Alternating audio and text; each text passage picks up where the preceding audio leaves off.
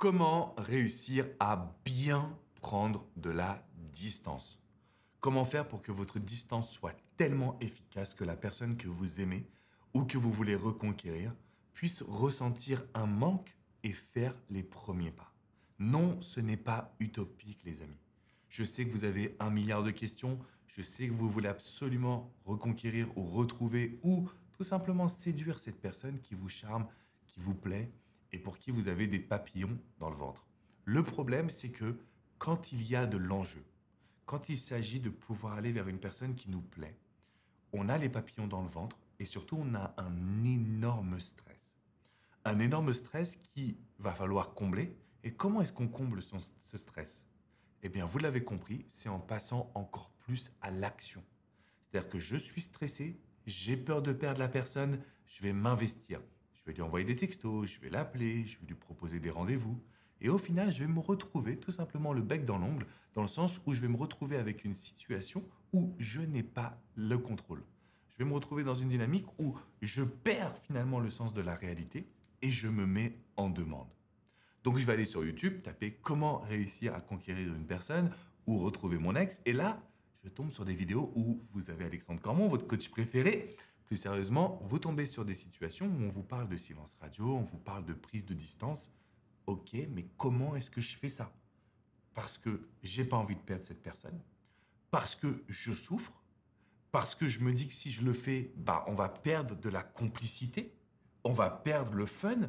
Donc, à quoi bon réaliser ces actions? Déjà, tout ça, ce sont des fausses croyances. C'est-à-dire que vous allez vous répéter ces phrases qui sont fausses, vous allez vous répéter ces phrases qui vont vous mettre en dépendance affective, alors qu'aujourd'hui, on sait que la prise de distance est un excellent outil de séduction. Pourquoi? Tout simplement parce qu'on s'est aperçu que l'être humain donne de la valeur à ce qu'il ne possède pas. C'est-à-dire que si vous vous montrez entreprenante ou entreprenant, si vous passez à l'action, si vous donnez de l'attention, si vous êtes investi, il y a une possibilité qu'on vous prenne pour acquise ou pour acquis. Je pense que vous êtes d'accord avec moi là-dessus. Et on sait aujourd'hui que quand on a quelque chose qu'on prend pour acquis, on lui accorde beaucoup moins de valeur. Par exemple, vous allez passer du temps pour économiser pour un sac à main, pour une paire de chaussures, pour une voiture, pour ce que vous voulez.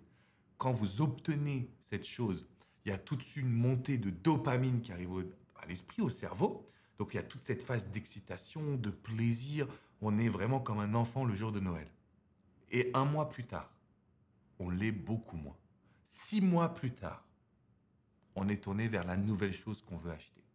C'est la société dans laquelle on est, c'est comme ça que fonctionne l'être humain. Je ne vous dis pas que j'aimerais que ce soit comme ça, je vous dis juste que c'est comme ça qu'on fonctionne. Donc le moment où vous allez réussir une prise de distance, vous allez devenir ce qu'on appelle le prix, donc la personne qui a de la valeur. Vous allez réussir à créer du manque. Vous allez également développer un intérêt et une séduction.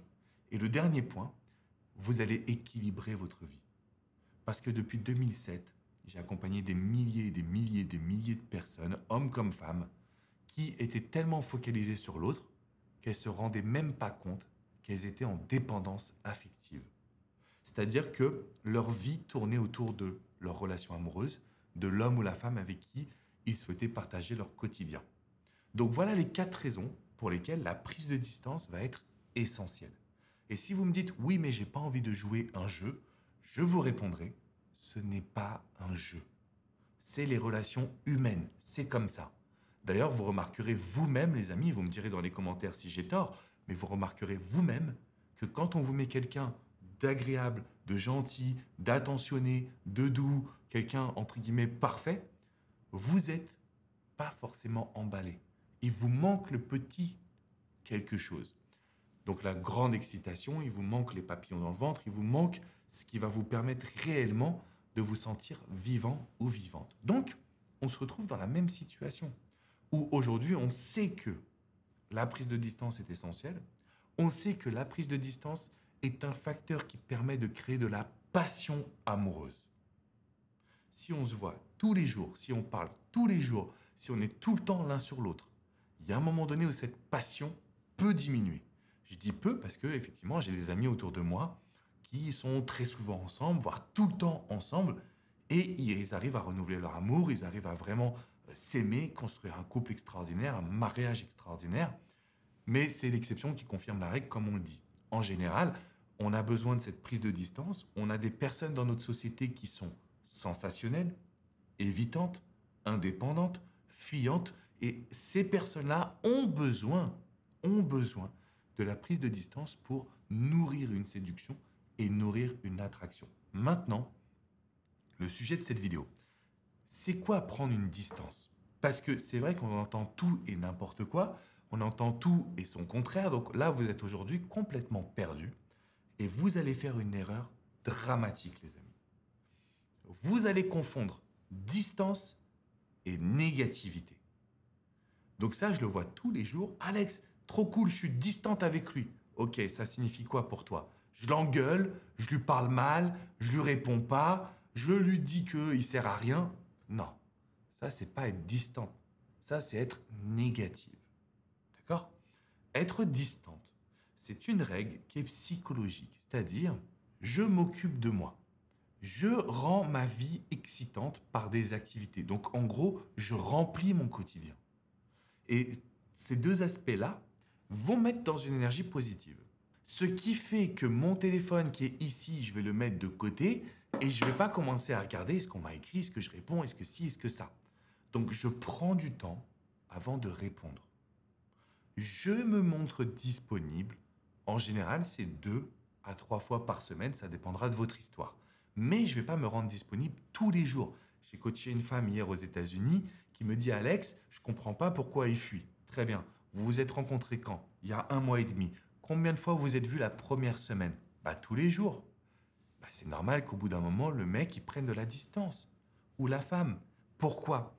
Parce qu'il y a une logique d'habitude qui est en train de se créer, parce que ça va très vite, et parce que lui, il voulait un jeu de séduction. Il voulait pas un couple, tout de suite, du moins. Et donc aujourd'hui, quand je parle de jeu de séduction, c'est pas mal. Ça ne veut pas dire qu'il voulait un plan cul ou quoi que ce soit. Simplement qu'il faut prendre du temps pour apprendre à se découvrir. Et c'est la raison pour laquelle je fais cette vidéo. Si vous voulez prendre de la distance, vous pouvez être présent 2 à 3 fois par semaine, grand maximum. Vous allez prendre du temps avant de répondre. Vous allez challenger les propositions. Si la personne veut vous voir, qu'est-ce qu'elle a en tête? De la même façon, cette femme que j'ai accompagnée hier, qu'est-ce qu'il te propose comme rendez-vous? Bah d'aller chez lui. Oui, mais on cuisine chez lui. Oui, mais on est chez lui. On est dans sa zone de confort, on est dans sa zone d'intimité. C'est facile pour lui. Même si vous cuisinez, vous passez un super moment. La réalité, c'est qu'il ne s'est pas cassé la tête pour venir te séduire. Et donc la prise de distance, ce serait de lui dire, écoute, j'adore le menu, je sais que tu cuisines très bien, mais je suis sûr que tu peux me surprendre avec un top resto. Alors top, ça ne veut pas dire cher, avec un resto qui peut être très familial, un peu caché, vous voyez, qui fasse des recherches et qui s'implique. La prise de distance, c'est challenger les propositions, prendre du temps avant de répondre. Et le troisième point, apprendre à parler de soi positivement. Au lieu d'engueuler la personne, d'être négatif, d'être froid, on est plutôt dans une phase où on lui dit waouh, il faut absolument que je te raconte mon week-end. Parce que si mon week-end il est extrêmement rempli, si mon week-end il est fait de sorties, d'activités, de plaisir, qu'est-ce que la personne va se dire? Il ou elle n'a pas forcément besoin de moi. Il ou elle a une vie indépendante. Sauf que là, vous vous dites, bah du coup, il ou elle va me quitter. Non. C'est là où la personne qui est en face de vous développe de l'attraction supplémentaire. C'est pas parce que vous avez une vie où vous n'avez pas besoin de l'autre que l'autre va se dire, bah tant pis. C'est l'inverse. Comme tu n'as pas besoin de moi, ça veut dire qu'on peut vivre uniquement des super moments. On peut vivre uniquement des super rendez-vous. Et c'est ça qui va nous permettre justement d'avoir un maximum de résultats. Alors c'est quoi les résultats? Une personne qui nous écrit, une personne qui nous appelle, une personne qui nous propose des rendez-vous, une personne qui nous fait la cour et une personne qu'on maintient à distance parce que il faut faire durer le principe de séduction de sorte à ce que la personne justement ait envie de vous chérir, de vous conquérir, vous montrer à quel point vous êtes unique et extraordinaire. Et tout ça, ça amène une situation totalement novatrice. Tout ça, ça vous amène à avoir, grâce à la prise de distance, une séduction qui grandit, du fun qui grandit, un jeu un petit peu de rapport de force qui sera en votre faveur et on doit accepter. Juste avant, je coachais une personne qui est italienne mais qui vit en France, qui me dit: «Ah, mais Alex, je ne veux pas jouer un rôle.» Je lui dis: «Ok, je comprends que tu veux pas jouer un jeu, tu veux pas jouer un rôle. Il y a juste un point qui est essentiel, c'est qu'il faut quand même accepter la nature humaine. On va pas commencer à remettre en cause qui nous sommes. C'est impossible.» Et donc, plus je lui explique cela, plus je lui montre que je ne lui demande pas de jouer un rôle. Je lui demande de comprendre que deux personnes, c'est deux personnes différentes, deux entités différentes, et qu'il est intéressant de s'adapter, en tout cas de comprendre l'autre, pour pouvoir avoir les bons comportements. En gros, soit vous continuez comme vous faites, vous allez souffrir et vous allez vous dire mais je ne comprends pas alors que je viens de vous expliquer, soit vous décidez de vous dire ok, je vais prendre de la distance, je vais me concentrer sur mes éléments, mais j'aimerais bien le faire. Et dans ces cas-là, il n'y a pas de mystère, il y a une technique qui nous vient des États-Unis, ça s'appelle le push and pull. Donc push, je passe à l'action, pull, je me retire pour attirer l'attention. Si vous voulez aujourd'hui des détails, vous regardez une vidéo qui est dans la description juste en dessous sur le fameux push and pull et vous allez voir que vous allez obtenir des conseils, mais surtout des astuces, des pratiques qui fonctionnent. Pas parce que c'est magique, parce qu'on est tous humains. Ça fonctionne sur moi parce que je suis un être humain. Ça fonctionnera sur vous. Ça fonctionne sur tout le monde. Mais il faut bien l'appliquer. Donc regardez la vidéo qui est juste en dessous, qui est privée. Assurez-vous de mettre un pouce bleu à cette vidéo et surtout de vous abonner à la chaîne YouTube pour recevoir mes vidéos directement dans votre boîte mail. Et puis pour sortir de votre zone de confort, pour vous dire que vous aussi, vous avez le droit de la nouveauté, vous avez le droit à recevoir de l'amour un maximum, vous avez le droit à du grand plaisir. Donc un pouce bleu, on s'abonne. Et si vous voulez aller plus loin, si vous voulez vraiment être accompagné, venez sur le site alexandrecormon.com, déjà parce qu'il y a plein d'articles qui ont été écrits, rédigés, notamment sur la prise de distance, mais également parce que en haut à droite, vous avez un onglet coaching qui vous permet d'avoir un accompagnement privé, confidentiel, que ce soit avec coach Jenny, coach Hugo, coach Vladimir, moi-même. Donc on est là au quotidien pour pouvoir vous accompagner. Et vous allez voir qu'une bonne distance, c'est à la fois la personne qui va vous donner de l'affection, qui va vous donner de l'amour, qui va vous donner du plaisir, mais également une plus grande confiance en soi. C'est ce qui va vous permettre aujourd'hui d'apprendre à vous aimer, d'apprendre à maîtriser la situation dans laquelle vous êtes, et donc de faire en sorte que cette personne-là vous regarde différemment. Si vous n'acceptez pas la prise de distance, vous mettez la technique la plus puissante de côté. Et donc vous allez rester dans votre dépendance affective. Bien évidemment, c'est tout ce que je ne veux pas. Donc mettez un petit like, abonnez-vous à cette chaîne YouTube pour recevoir des nouvelles vidéos qui vont vous transmettre une nouvelle éducation sur les relations amoureuses. Et je peux vous garantir qu'à partir de maintenant, les résultats vont arriver. Donc la relation que vous désirez va arriver.